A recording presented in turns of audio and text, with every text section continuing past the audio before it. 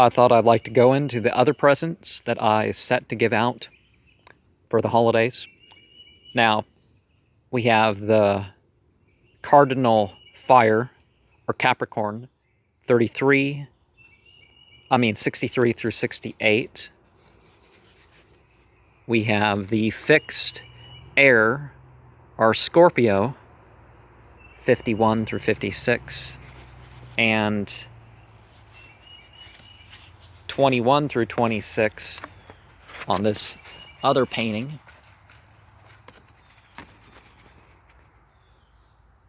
Of mutable water, are Gemini. So the trumps end, and for every end is a beginning. And that's what we see her, or I guess when we strip things down, we don't per se have the personification so much anymore. Her entry, she's following, sort of a Venusian symbol, how it's broken down, perhaps a Pleiades symbol, but she's pulling all her symbolism, which she's connected to the material, represented by the Saturn symbol. But, not quite fully material, as in the earth, represented by the mound, which is the Egyptian letter T, the Tau, and the Cow, more likely, but Thou is how some would pronounce that using Hebrew, but, I've said that's Capricorn. But, so this life, we're following the physical patterns, we're using them meaningfully, having our experience, and taking it to the afterlife. And in the Hanged Man, that's sort of the mystery. The Illuminati use the owl, but we're just using a different variation of the M. The older Aramea, M. The meme of the later Aramaic. But giving all towards that process. Being fully immersed.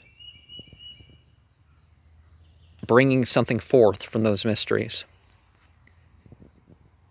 And the Ion, or judgment, is associated with fire, while the latter was associated with water.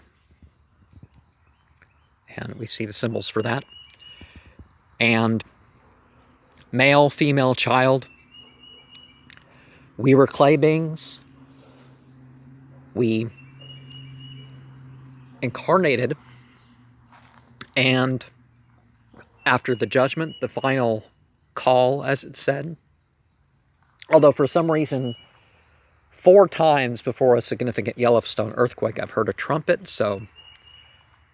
But there's said to be a final trump. There's... Again, we're a being of the different planes. So we have the representation here of the physical, the astral, the causal, the mental, the etheric, and the soul planes. And you'll see some color symbolism like that encoded into a lot of my paintings.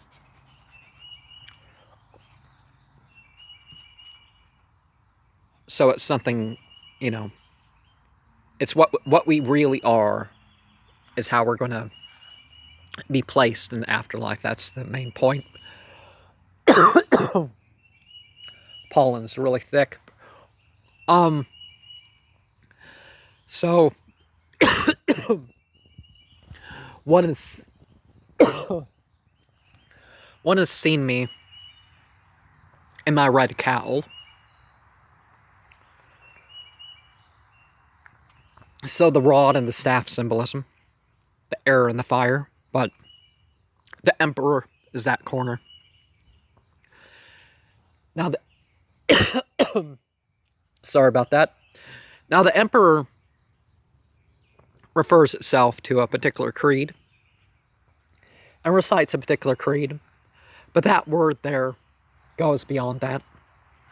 And the banner refers to an experience too. People think I'm a Taurus, but astrologically that doesn't really pan out. But my real birth month was May, so that would be in Aries in the age of Aquarius. Again, we rule the symbolism we use. If we think that something's going to happen during a particular symbol, whether it's actually the arrangement of the stars or not, that belief can make real. And the Emperor, the Hierophant.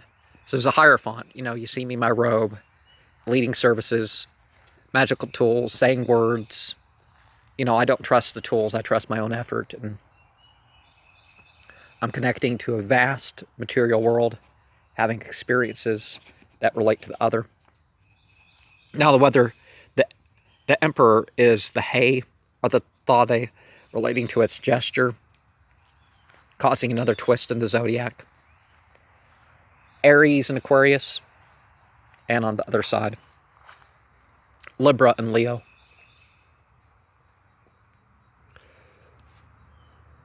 Or you can unbend things.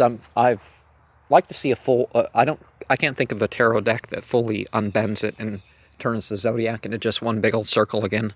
But see, connecting to the world,